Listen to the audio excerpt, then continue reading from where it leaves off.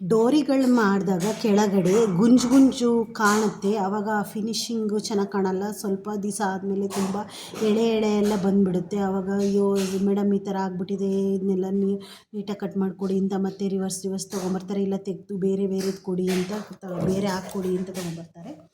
ಅದಕ್ಕೆ ನಾನು ಒಂದು ಐಡಿಯಾ ಮಾಡಿ ಈ ಥರ ಹೊಸ್ದಾಗಿ ಡೋರಿ ಮಾಡೋಣ ಅಂತ ಐಡಿಯಾ ಮಾಡಿಬಿಟ್ಟು ಈ ಥರ ಮಾಡ್ತಾಯಿದ್ದೀನಿ.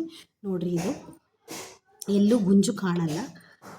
ಫಸ್ಟ್ ಎಲ್ಲ 5 ಇಂಚಿಗೆ ಸುತ್ತ 5 ಇಂಚಿಗೆ ನಾನು ಬಟ್ಟೆನ ಕಟ್ ಮಾಡ್ಕೊಂಡಿದ್ದೀನಿ. ಇದನ್ನು ರಿವರ್ಸ್ ಇಟ್ಬಿಟ್ಟು ಇಲ್ಲಿಗೆ ಫಸ್ಟು ದಾರನ ಇಟ್ಬಿಟ್ಟು ಒಂದು ಡೋರಿನ ಇಟ್ಕೊಂಡು ಇಲ್ಲಿಂದ 1 ಪಾಯಿಂಟ್ ಹೊರಗಡೆ ಬಿಟ್ಟು ನೋಡಿ ಇಲ್ಲಿಂದ, ಅಂದರೆ ಇದಕ್ಕೆ ಸ್ವಲ್ಪ ಬಟ್ಟೆ ಜಾಸ್ತಿ ಬೇಕು. ಬಟ್ಟೆನ ಜಾಸ್ತಿ ಬಿಟ್ಕೊಂಡು ನಾವು ಒಂದು ಡೋರಿ ಮಾಡ್ತೀವಲ್ಲ ಅದರ 2ರಷ್ಟು ಬಟ್ಟೆನ ತಗೋಬೇಕಾಗುತ್ತೆ. ಇಲ್ಲಿ 1 ಇಂಚಿಗೆ ಈ ಕಡೆ ಸೈಡು 1 ಇಂಚಿಗೆ ಫಸ್ಟ್ಗೆ ಮಾರ್ಕ್ ಮಾಡ್ಕೊಂಡು ಇಟ್ಕೊಂಡಿದ್ರೆ ಬೆಟರ್ ಆಗುತ್ತೆ. 1 ಇಂಚನ್ನ ಅಲ್ಲಿಗೆ ಬಿಟ್ಟು ಅಲ್ಲಿಗೆ ಟಾಕ ಮಾಡ್ಕೋಬೇಕಾಗುತ್ತೆ.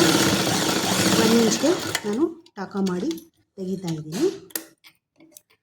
ಇದನ್ನು ಈ ಎಡ್ಜ್ಗೆ ನಾನು ಸ್ವಲ್ಪ ಕಚ್ ಮಾಡ್ಕೊತಾ ಇದ್ದೀನಿ, ಏಕೆಂದರೆ ಇದನ್ನು ರಿವರ್ಸ್ ಮಾಡ್ಕೋಬೇಕು. ನೋಡಿ, ಈ ಎಡ್ಜಿಂದ ಈ ಥರ ಪುಷ್ ಮಾಡಬೇಕು ಕೆಳಗಡೆ. 1 ಇಂಚ್ ಗ್ಯಾಪ್ ಬಿಟ್ಟಿರ್ತೀರಲ್ಲ, ಆ ಗ್ಯಾಪ್ ಒಳಗೆ ಈ ಕ್ಲೋತ್ ಬರೋ ರೀತಿ ಪುಷ್ ಮಾಡಿಕೊಂಡು, ಕಾಣಿಸ್ತಾ ಇದೆಯಾ ನಾನು ಮಾಡ್ತಾ ಇರೋದು? ನೋಡಿ, ಇಲ್ಲಿ ಪುಷ್ ಮಾಡಬೇಕು. ಯಾವುದೇ ಕಾರಣಕ್ಕೂ ಈ ಥ್ರೆಡ್ಡನ್ನು ಎಳಿಬಾರ್ದು. ಈ ಡೋರಿ ಮಾತ್ರನೇ, ಒಳಗಿಂದ ಡೋರಿ ಮಾತ್ರನೇ ನೀಟಾಗಿ ತಕ್ಕೋಬೇಕು.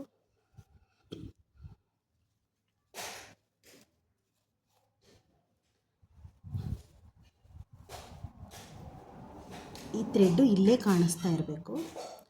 ಇಲ್ಲಿ ಒಳಗಿಂದ ನೋಡಿ ಡೋರಿ ಇದೆಯಲ್ಲ, ಇದನ್ನು ಸ್ವಲ್ಪ ನಾವು ಫಸ್ಟ್ಗೆ 1/4 ಇಂಚ್ ಬಿಟ್ಕೊಂಡಿದ್ವಲ್ಲ, ಅದು ಇಲ್ಲಿ ನಮಗೆ ಕಾಣಿಸ್ತಾ ಇರಬೇಕು.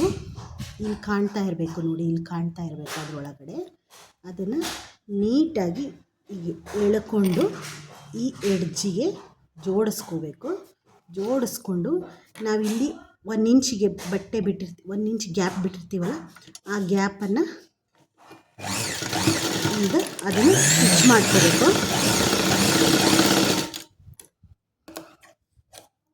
ನೋಡಿರಿ, ಈಗ ಇದನ್ನು ನಾನು ಟರ್ನ್ ಮಾಡ್ತಾಯಿದ್ದೀನಿ.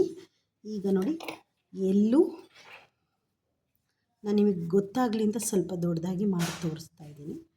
ನೋಡಿರಿ, ಎಲ್ಲೂ ಎಳೆ ಬಿಚ್ಕೊಳೋ ಥರ ಆಗಲಿ, ಯಾವ ರೀತಿ ಫಿನಿಶಿಂಗ್ ಬಂದಿದೆ ಅಂತ ಎಲ್ಲ ಕಡೆಯೂ ಡಬಲ್ ಲೇಯರ್ ಬಂದಿದೆ, ಫಿನಿಶಿಂಗ್ ಬಂದಿದೆ. ಈ ಥರ ನಾವು ಹಾಕ್ಕೊಟ್ರೆ